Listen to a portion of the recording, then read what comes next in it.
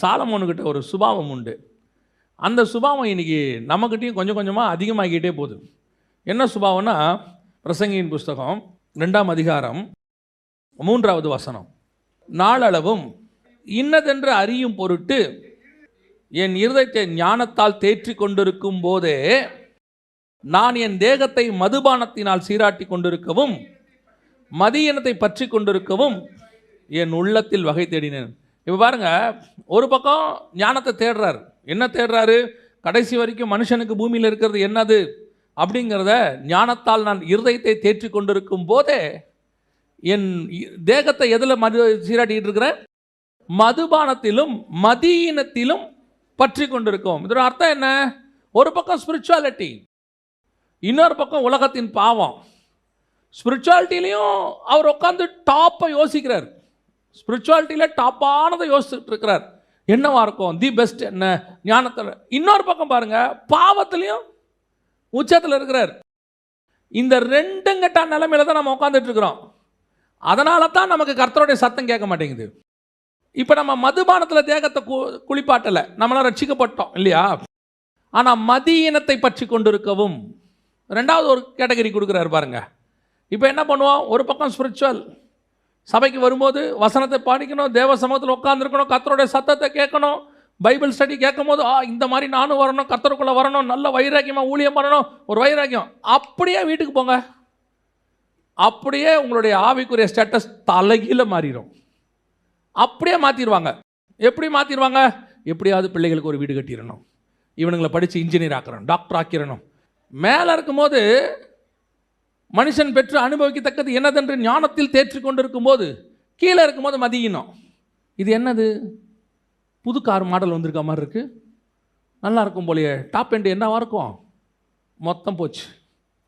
இதுதான் இன்னைக்கு ஸ்பிரிச்சுவாலிட்டியோட நிலைமை. ரெண்டுத்துக்கும் நடுவில் இருக்கிற கன்ஃபியூஷன் இன்னைக்கு இதுதான் ஸ்பிரிச்சுவாலிட்டி நிலைமை. இப்படி உட்காந்துக்கிட்டு, இந்த இடத்துல உட்காந்துக்கிட்டு கர்த்தருடைய சத்தத்தை நான் கேட்கணும்னா எப்படி கேட்கும்? யோசிச்சு பாருங்க. அதான் அந்த ஆத்மாவுக்கு ஒரு வித்தியாசமான ஸ்டேட்டஸை சங்கீதக்காரர் எழுதுவார். 2 ஸ்டேட்டஸ் எழுதுவார். ஒன்று, மான்கள் நீரோடையை வாஞ்சிக்கிறது போல என் ஆத்மாவுமே வாஞ்சிக்குது, இது ஒரு ஸ்டேட்டஸ். இன்னொரு ஸ்டேட்டஸ் என்ன தெரியுமா? என் ஆத்மா மண்ணோடு ஒட்டி கொண்டிருக்கிறது. ஒரு பக்கம், இந்த பக்கம் என் ஆத்மா உம்மை தேடுது, இன்னொன்று மண்ணோட ஒட்டி கொண்டிருக்கு. இந்த ரெண்டுத்துக்கு நடுவில் ஒருத்தர் உட்காந்துருக்காரு பாருங்களேன், இவனை இழுக்க முடியாது.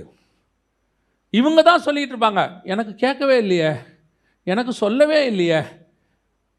வசனம் தெளிவாக இருக்கு. கர்த்தர் தெய்வமானால் கர்த்தர் இடத்துல வாங்கள், பாகால் தெய்வமானால் பாகால் இடத்துல போங்கள்.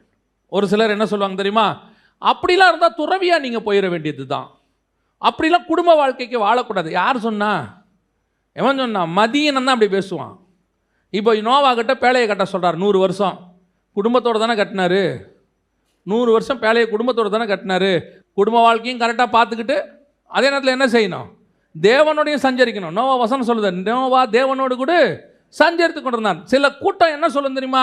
நீ அப்படின்னா அப்படி போயிடு, இல்லைன்னா இப்படி போயிடு, குடும்ப வாழ்க்கைனா இப்படிலாம் அட்ஜஸ்ட் பண்ணி தான். இல்லை, ஒன்று மதுபானத்தில் தேகத்தை சீராட்டு, இல்லை பெற்று அனுபவித்த ஞானம் என்னவென்று தேவனிடத்தில் இப்போ அந்த இடத்துல உட்காந்துக்கிட்டு நீங்கள் தேவன்கிட்ட கேளுங்க.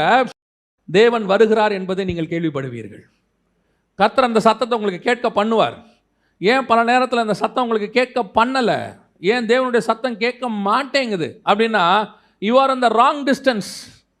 நீங்கள் இன்னொரு தப்பான தூரத்தில் இருக்கிறீங்க. இது கூட பரவாயில்லைங்க, இயேசு வருகிறார் என்று கேள்விப்பட்டாங்க மார்த்தாள். எல்லாரும் அந்த மார்த்தாளை தான் திட்டுவாங்க. மார்த்தாள் தான் கீ. பைபிளில் நீங்கள் எதெல்லாம் நெகட்டிவ் கேரக்டருங்கிறீங்களோ அதுக்கு பின்னாடி எல்லாம் ஒரு பாசிட்டிவான விஷயம் இருக்கும். கர்த்தர் வச்சிருப்பார். நான் எப்பவும் சொல்லுவேன், நம்ம இங்கே யாருமே மரியாள் கிடையாது, எல்லாருமே மார்த்தாள் தான். ஆனால் பேசும்போது மார்த்தாளை திட்டுறது என்னமோ, அநேக வேலைகளில் கவலைப்பட்டு கொண்டிருக்கிறாய், மார்த்தாளை பார்த்து சொன்னார். நல்லா கவனிச்சு கொள்ளுங்க. மார்த்தாளாவது பரவாயில்ல, இயேசு வருகிறார் என்று கேள்விப்பட்டு அந்த அம்மா ஓடிட்டாங்க. இன்னொன்று கேள்விப்படுறது இருக்குது பாருங்க, வாசிங்க. 1 ராஜாக்களின் புஸ்தகம் 19ஆம் அதிகாரம் 2வது வசனம் வாசிங்க. அப்பொழுது யெசபேல் எலியாவினிடத்தில் ஆள் அனுப்பி, அவர்களில் ஒவ்வொருவனுடைய பிராணனுக்கு செய்யப்பட்டது போல நான் நாளை இந்நேரத்தில் உன் பிராணனுக்கு செய்யாதே போனால் தேவர்கள் அதற்கு சரியாகவும் அதற்கு அதிகமாகவும் எனக்கு செய்யக்கடவர்கள் என்று சொல்ல சொன்னாள். அவனுக்கு அது தெரிந்த போது. இப்ப கேட்கறது ராங் நியூஸ். இயேசு வருகிறார் என்பது குட் நியூஸ், சாவு வருதுங்கிறது பேட் நியூஸ். இதை கேள்விப்பட்ட போது இன்னைக்கு ஒரு கூட்டம் இதுக்கு தான் உட்காந்துருக்கு, பேட் நியூஸ். நமக்கு ஒரு பக்கம் குட் நியூஸ் வந்துகிட்டு இருக்குது, காஸ்பல் நற்செய்தி, இயேசு வருகிறார். இதை ஒரு நியூஸ் கேட்காது, இதை ஒரு நியூஸ் கேட்கவே கேட்காது. இன்னொன்று இருக்கு, அது எதை பேசியிருக்குன்னு தெரியுமா? என்னங்க உடம்பே முடியல, சீக்கிரம் சாவு வந்தால் நல்லாயிருக்கும். இது காதல் இது மட்டும்தான் விழுந்துகிட்டே இருக்கும். சிலர் பேசும்போதெல்லாம் நம்மகிட்ட என்ன சொல்லுவான் பாருங்க, செய்தி பார்த்தீங்களா இப்படி ஆயிடுச்சு, செய்தி பார்த்தீங்களா அப்படி ஆயிடுச்சு. அது நடக்கட்டும். இயேசு தெளிவாக சொல்கிறார், யுத்தங்களின் செய்திகளையும் கேள்விப்படுவீர்கள். நீங்கள் என்ன பண்ணுங்க, கலங்காதபடிக்கு எச்சரிக்கையாயிருங்க. நீங்கள் பயப்படாதீங்க, அது பாட்டு நடந்துட்டு போட்டும். அது நடக்கிறது நடக்க வேண்டியதே, அது ஒன்றும் செய்ய முடியாது. உலகம் இப்படித்தான் போகும். ஆனால் இந்த நியூஸை கேட்டு நீங்கள் பயந்து ஓடினீங்கன்னா என்ன ஆகும்? நாம் கேட்க வேண்டிய நியூஸ் எது தெரியுமா? இயேசு வருகிறார் என்று கேள்விப்பட்ட போது, இயேசு வருகிறார், அவ்வளோதான். அதை தான் கேள்விப்பட்டுகிட்டே இருக்கணும். அந்த கேள்விப்படுற இடத்துல தான் நீங்கள் நானும் இருக்கணுங்கிற first the word of God உங்களை இழுக்கும். எதுக்காக மார்த்தாளுக்கு இதை கேள்விப்பட பண்ணினார்? ஏன் சொல்லி அனுப்பாமல் இப்படி கேள்வி பண்ணினார் அப்படின்னா, அது ஒரு ப்ராசஸ். இப்போ கேள்விப்பட்ட உடனே மார்த்தாள் என்ன செஞ்சாங்களாமா? எதிர்கொண்டு போனார், நேராக போயிட்டாங்க. அந்த மாட்ட ஒரு ப்ளஸ் பாயிண்ட் என்ன தெரியுமா? கன்ஃபர்மேஷன். சரிதானா, இயேசு வராருன்னு சொன்னாங்களே, இது கரெக்ட் தானா, இந்த நியூஸ் கரெக்ட் தானா அப்படின்னு கரெக்ட் பண்ணிப்பாங்க. நேராக பார்க்க போயிட்டாங்க. மார்த்தாளை வர வைக்கணும், அதுக்கு தான் இந்த சவுண்டே ஆண்டவர் கொடுத்தது. கிட்ட வர வைக்கணும். வா மார்த்தாள், இங்கே வந்து பார்த்துட்டு போ. அதோட பெரிய விஷயம் என்ன தெரியுமா? இயேசு கிறிஸ்து ஊருக்குள்ளேயே வரமாட்டார். வசனம் சொல்லும், மார்த்தாளை அவர் எங்கே சந்தித்தாரோ அங்கேயே அவர் நின்று கொண்டிருந்தார். வரவே மாட்டார், அங்கேயே இருப்பார். ஜஸ்ட் வேர்டை மட்டும் அனுப்பி விட்டுட்டார். உள்ள சவுண்டு போயிருச்சு, அந்த சவுண்டு மார்த்தாளுடைய காதுக்கு போயிருச்சு. போன உடனே அவர் நினச்ச ஃபஸ்ட்டு ப்ராசஸ் ஓவர். மார்த்தாள் வந்துட்டாங்க. இதுக்கு தான் அதை சொல்லி அமிச்சேன் நான், உனக்கு கேட்க பண்ணேன். இப்போ நம்ம எல்லாம் வந்துட்டோம், ஆண்டவருக்குள்ளே வந்தாச்சு. இப்போ எதுக்கு வர வச்சாரு அப்படின்னு கேட்டிங்கன்னா, இங்கே தான் ரெண்டாவது ப்ராசஸ் ஆரம்பிக்குது. என்னை இழுத்துக்கொள்ளும் ஓடி. இப்போ அந்த ஓடி வந்துடுவோம்ல ரெண்டாவது ப்ராசஸ். வாசிங்க, யோவான் எழுதின சுவிசேஷம் 11ஆம் அதிகாரம் 28வது வசனம் வாசிங்க. இவைகளை சொன்ன பின்பு அவள் போய் தன் சகோதரியாகிய மரியாளை ரகசியமாய் அழைத்து. ரெண்டாவது அழைப்பு இதுதான். ஃபர்ஸ்ட் மார்த்தாளுக்கு சவுண்டு. ஏன் மார்த்தாளை கூப்பிட்டார் தெரியுமா? மார்த்தாளை வச்சு தான் யாரை கூப்பிடணும்? மரியாளை கூப்பிடணும். ரகசியமாய் அழைத்து, ரகசிய அழைப்பு இதுதான், ரகசிய வருக, ரகசிய அழைப்பு கொடுக்குறாரு. உன்னை போதகர் அழைக்கிறார். செகண்ட், என்னை இழுத்துக்கொள்ளும். ஏன் உங்களை என்னையும் கூப்பிட்டுருக்கிறார் தெரியுமா? உங்களை என்னையும் கூப்பிட்டா நீங்களும் நானும் கூட்டிகிட்டு போய் வந்து சபையில் உட்காந்து 10 வருஷமாக ஆண்டவர் என்னை கூப்பிட்டாரு, 10 வருஷத்துக்கு முன்னாடி ரட்சித்தார், கர்த்தர் எனக்கு நன்மையை செஞ்சார், வீடு கொடுத்தாரு. அதுக்கு இல்லை, உங்களை என்னையும் அனுப்பி மரியாதை கூப்பிடணும். இன்னொரு ஆளை என்ன செய்ய வேண்டியிருக்குது? கூப்பிட வேண்டியிருக்கு. அந்த ஆள் யார் தெரியுமா? அது வராது, அது வீட்டிலே தான் இருக்கும். அந்த வாசிச்சு பாருங்க, 11ஆம் அதிகாரம் 20வது வசனம். இயேசு வருகிறார் என்று மார்த்தாள் கேள்விப்பட்ட போது அவருக்கு எதிர்கொண்டு போனாள். மரியாளோ வீட்டிலே உட்கார்ந்திருந்தாள். இந்த வீட்டில் உட்கார்ந்துருக்கிற குரூப் ஒன்று இருக்குது பாருங்க. இந்த குரூப்புக்கு சொல்கிறதுக்கு தான் உங்களை என்னையுமே கூப்பிட்டாரு. மார்த்தாளை எதுக்கு கூப்பிட்டாரு? மார்த்தாள் வந்துடும். ஆனால் இந்த மார்த்தாளை வச்சு தான் உட்காந்துருக்கிற குரூப்பை கூப்பிட முடியும். அது வராது, அது வீட்டில் உட்காந்துருக்கோம். அதுதான் சபை. சபை இருக்கிற இடத்துக்கெல்லாம் போகாது, சபை இருக்கிற இடத்துக்கு தான் கர்த்தர் மெசேஜ் அனுப்பி விடுவார். மார்த்தாளுக்கு மெசேஜ் கிடையாது, அவளே கேள்விப்பட்டு வரணும். ஆனால் மரியாளுக்கு பர்டிகுலராக மெசேஜ், போதகர் உன்னை அழைக்கிறார் என்று சொன்னார். இதுதான் சபைக்கு கர்த்தர் கொடுக்குற மெசேஜ். இந்த உங்களை என்னையும் எதுக்கு ஆண்டவர் கூப்பிட்டார் தெரியுமா? உங்களை என்னையும் கூட்டிகிட்டு ஒரு குரூப்புக்கு கொண்டு போய் செய்தி சொல்வதற்கு. உங்கள் மூலயமா, ஏன் மூலயமா தான் கர்த்தர் ஒரு குரூப்புக்கு அழைப்பு கொடுக்க முடியும். எந்த குரூப்பு? அது உட்காந்துருக்கிற குரூப், அது வீட்லேயே உட்காந்துருக்கோம். இந்த குரூப்புக்கு ஆண்டவர் சொல்லி அனுப்புகிறாரு. யார் கூப்பிட்டது? போய் உட்காந்து தேவ சமூகத்தில் இருக்கக்கூடியதான சபைக்கு ஆண்டவர் சொல்கிறாரு, உன்னை போதகர் அழைக்கிறார். இதுதான் ஒருத்தர் மூலமா இன்னொருத்தரை இழுத்து கொள்ளுதல். ஃபஸ்ட்டு சவுண்டின் மூலமாக மார்த்தாளை இழுத்தாரு. இப்போ மார்த்தாள் வழியாக என்ன செய்கிறாரு? மரியாளை இழுக்கிறார். நீ வா, உன்னை கூப்பிட்றாரு ஆண்டவர். இந்த மரியாள் யாருன்னு கேட்டிங்கன்னா வீட்டில் உட்காந்துருக்கிற சபை. ஆனால் இந்த சபை எந்த சபைக்கு இந்த அழைப்பு கொடுக்கப்படும் தெரியுமா? வீட்டில் இருக்கிற எல்லாருக்கும் ஆண்டவர் இதை சொல்கிறாரா? வீட்டில் உட்காந்துருக்கிற எல்லாரையும் கர்த்தர் கூப்பிட்றாரா அப்படின்னா இல்லை. இந்த மரியாளுக்கிட்ட ஏற்கனவே ஒரு குவாலிட்டி இருந்துச்சு. அவளுக்குத்தான் இந்த அழைப்பு கொடுக்கப்படும். நல்லா கவனிச்சுக்கொள்ளுங்க. வீட்டில் உட்காந்துருக்கிற எல்லா ஆட்களுக்கும் இந்த அழைப்பு கொடுக்கப்படாது.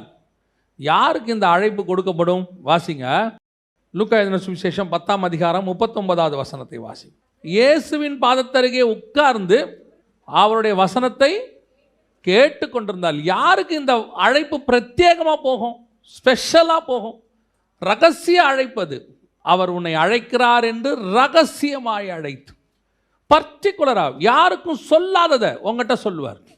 யாருக்கும் கொடுக்கப்படாத அழைப்பு உனக்கு கொடுக்கப்படும். யாருக்கும் கொடுக்கப்படாத எச்சரிப்பு உனக்கு தான் கொடுக்கப்படும்.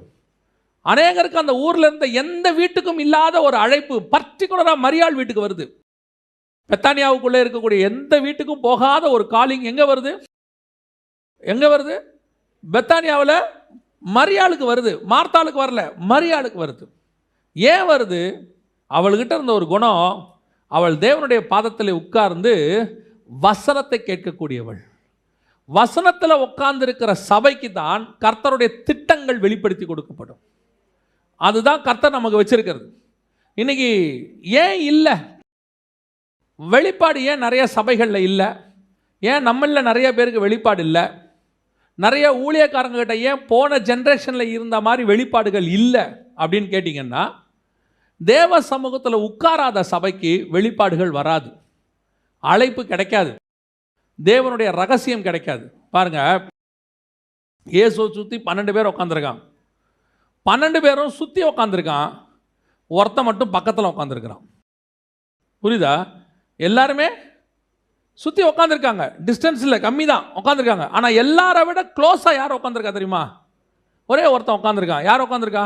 யோவான் உட்காந்துருக்கான். அவனுக்கு தான் வெளிப்படுத்தின விசேஷம் கிடைக்குது. அவனுக்கு தான் தேவனுடைய திட்டம் கிடைக்குது, ரகசியம் கிடைக்குது. கர்த்தர் சொல்ல வேண்டியது அவங்ககிட்ட தான் சொல்கிறார். கர்த்தர் யாருக்கிட்ட சொல்வார்? எல்லாருமே அங்கே சீஷர்கள் தானே. பட் இவனுக்கு மட்டும் என்னங்க ஸ்பெஷல் குவாலிட்டி? எல்லாருமே, இத்தனைக்கும் பிரதான சீஷன் உட்காந்துருக்கிறாரு, 3 பேர் உட்காந்துருக்கிறாங்க. இவங்க அத்தனை பேருக்கும் இல்லாதது ஏன் இவனுக்கு மட்டும் கொடுக்கப்படுது? இவன் எப்பொழுதும் தேவனுடைய பாதத்துக்கு பக்கத்தில் உட்காந்துருக்கிறவன், கிட்ட நெருக்கத்தில் இருக்கிறவன். ஃபஸ்ட்டு இந்த சவுண்ட் இருக்குது பாருங்க, அது கேட்குற டிஸ்டன்ஸ். ஆனால் ரகசியம் வாங்கணும்னு வச்சுக்கோங்களேன், அது கேட்குற டிஸ்டன்ஸில் இருக்கக்கூடாது, யாருக்கும் கேட்காத டிஸ்டன்ஸில் இருக்கணும். நான் சொல்கிறது உங்களுக்கு புரியுதா? ஒரு சவுண்டு உங்களுக்கு கேட்கணும்னா நீங்கள் கேட்குற டிஸ்டன்ஸில் இருக்கணும். ஆனால் ரகசியம் இருக்குது பார்த்தீங்களா, யாருக்குமே கேட்காத டிஸ்டன்ஸில் நீங்கள் கிட்ட இருக்கணும். அப்போ தான் உங்களுக்கு ரகசியம் கிடைக்கும். இன்றைக்கி நம்ம கேட்குற டிஸ்டன்ஸில் இருக்கிறோம். ஆண்டவர் சொல்கிறத கேட்குது, சபையில் பேசுகிறார், சத்தியம் சொல்லித்தரார். ஓ, எங்களுக்கு ஆண்டவர் நிறைய காரியங்களை சொல்லி கொடுத்துருக்கார், பிரைஸ் தி லார்ட், அல்லேலூயா. ஆனால் தேவனுடைய ரகசிய அழைப்பு உங்களுக்கு இருக்குதா? கர்த்தர் உங்ககிட்ட தனிப்பட்ட முறையில் பேசுகிறாரா? கர்த்தருடைய சத்தம் உங்களுக்கு மட்டும் கேட்கக்கூடிய சத்தம் கேட்குதா? அந்த டிஸ்டன்ஸில் நீங்கள் நானும் இருக்கணும்.